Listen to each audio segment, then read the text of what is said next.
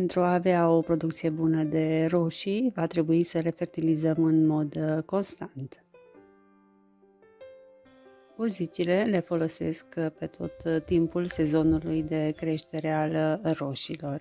Departe de a fi o buriană, urzica este un aliat excelent, în special pentru cultivarea roșilor. Utilizarea ei continuă are ca scop prevenirea apariției bolilor și a dăunătorilor. Soluțiile mai concentrate servesc ca tratament curativ pentru tomate. Este un îngrășământ excelent pentru tomate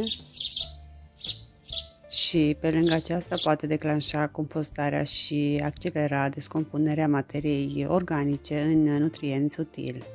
Urzica se folosește la tomate sub formă de macerat de urzică.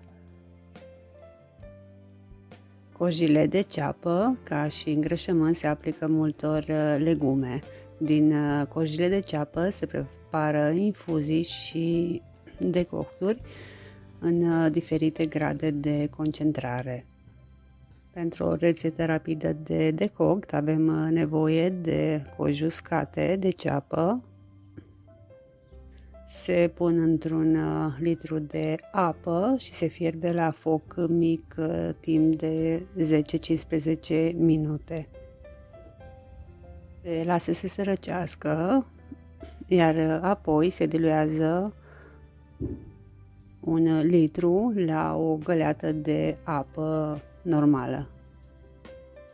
Gunoiul de pasăre uscat este foarte bun pentru roșii, de fapt este unul dintre cele mai bune îngrășăminte pe care le puteți folosi la plantele de tomate, deoarece are concentrații mai mari de azot decât majoritatea gunoiului de grajd animal.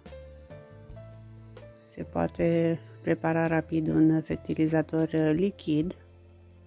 Gunoi de pasăre uscat, se adaugă apă, se lasă câteva zile, iar soluția obținută se diluează o parte soluție, 5 părți apă. Cu această soluție udați roșiile. Cenușa din lemn, care provine din lemn, este o sursă foarte bună de potasiu și fosfor pentru roșii. Asigurați-vă că nu adăugați prea mult, deoarece cenușa crește și nivelul de acid din sol.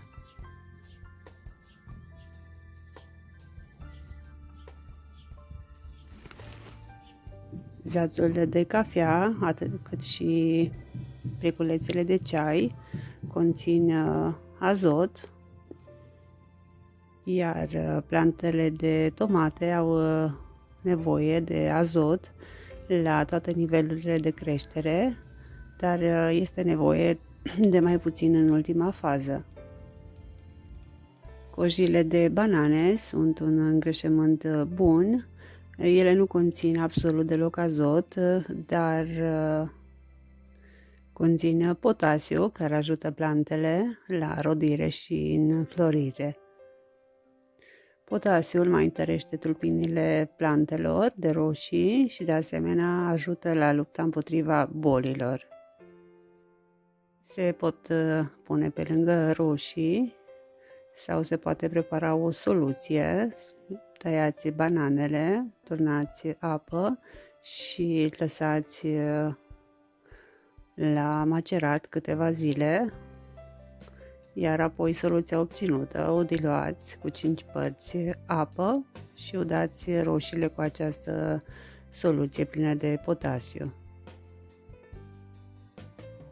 Putregaiul florilor la tomate este o problemă foarte comună pentru plantele de tomate.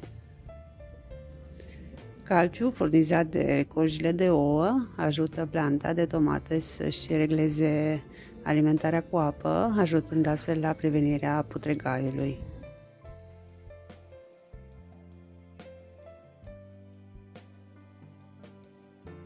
Cea mai directă metodă de a folosi cojile de ou este să le mărunțim și să le punem direct în sol.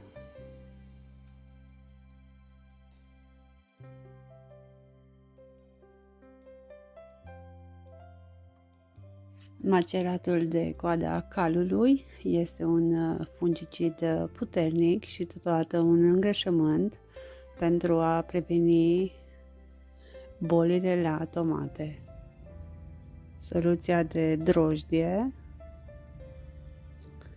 care reglează solul și ajută tomatele să producă o mulțime de fructe.